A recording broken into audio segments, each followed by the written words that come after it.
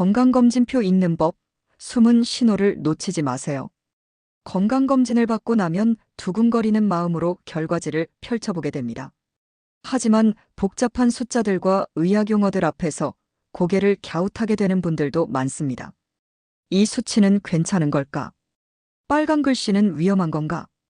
어디를 주의해야 하는 걸까? 오늘은 건강검진표를 스스로 읽는 방법, 그리고 작은 이상 신호를 놓치지 않는 방법을 차근차근 알려드리겠습니다. 1. 건강검진표, 이렇게 구조를 이해하세요. 대부분의 건강검진 결과지는 일정한 구조를 따릅니다. 크게 보면 이렇게 나눌 수 있습니다. 첫째, 기본 신체 측정. 둘째, 혈액 검사 결과. 셋째, 소변 검사 결과. 넷째, 심전도나 흉부 엑스레이 결과. 다섯째, 내시경이나 초음파 결과. 마지막으로 종합 소견과 권장사항입니다.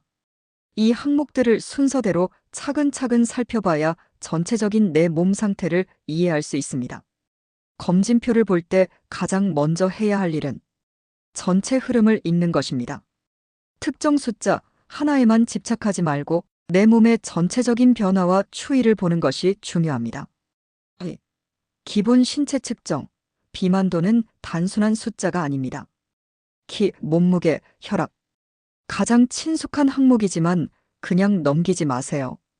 특히 BMI, 즉 비만도는 단순히 살이 쪘다는 의미를 넘어 당뇨병, 고혈압, 지방간 같은 병의 위험도를 나타내는 중요한 지표입니다.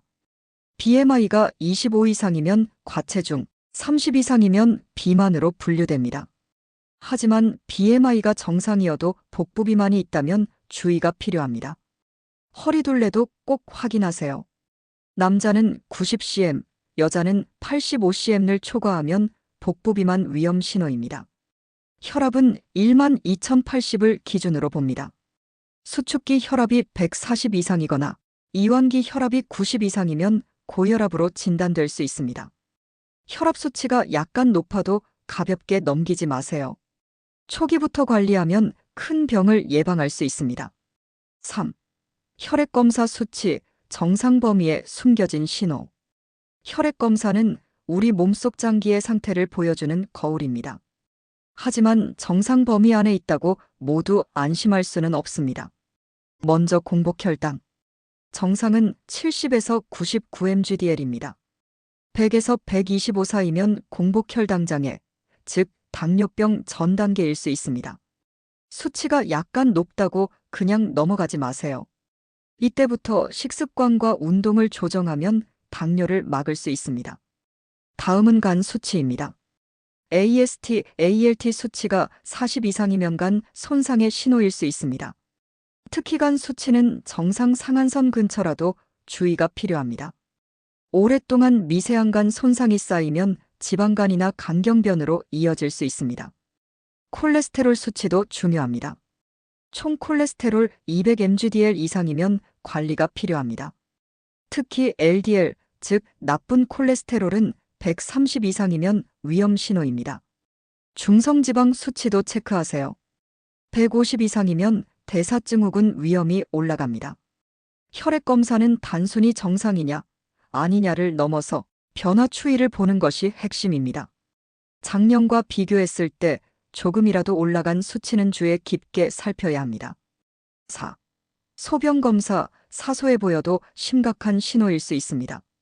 소변 검사는 간단하지만 몸속 이상을 빠르게 발견할 수 있는 중요한 검사입니다.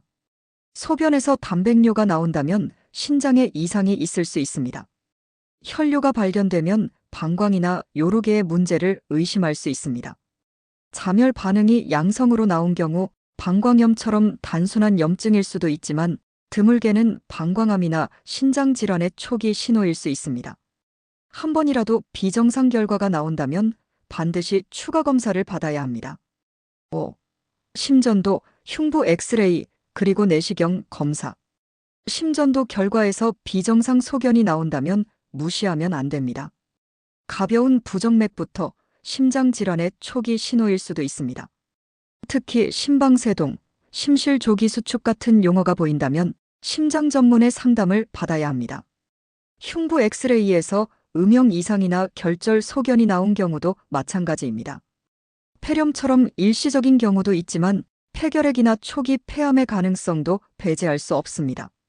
내시경 검사는 위나 대장의 상태를 직접 볼 수 있는 귀중한 자료입니다. 위염, 용종, 위궤양 같은 소견이 나왔다면 관리가 필요합니다. 특히 용종이 발견된 경우 종류에 따라 추적 관찰이나 제거가 필요할 수 있습니다. 6. 종합 소견은 꼭 읽어야 합니다. 검진표 맨 마지막에 있는 종합 소견. 정상입니다라는 말만 찾지 마세요. 지속적인 관찰이 필요합니다. 추가 검사를 권유합니다 같은 문구는 절대 가볍게 넘기지 말아야 합니다.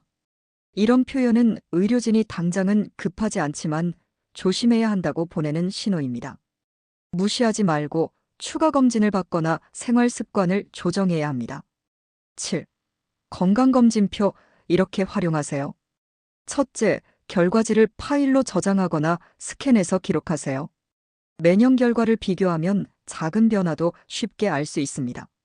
둘째, 수치가 조금이라도 상승하거나 이전과 다른 경향이 보이면 병원에 문의하세요. 아직 정상 범위니까 괜찮겠지라는 생각은 위험할 수 있습니다. 셋째, 단순 수치가 아니라 몸 전체 흐름을 보세요. 여러 항목이 동시에 조금씩 나빠지고 있다면 생활 습관을 반드시 점검해야 합니다.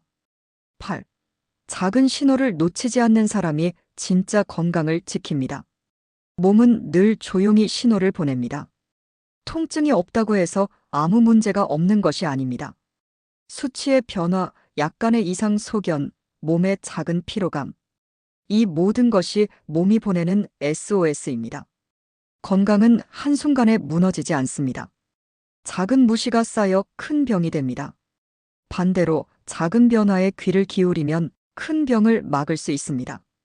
오늘부터 건강검진표를 단순한 결과지가 아니라 내 몸의 성적표이자 경고장으로 읽어주세요. 그리고 필요하면 주저하지 말고 전문가와 상담하세요. 당신의 건강을 가장 잘 지킬 사람은 결국 당신 자신입니다.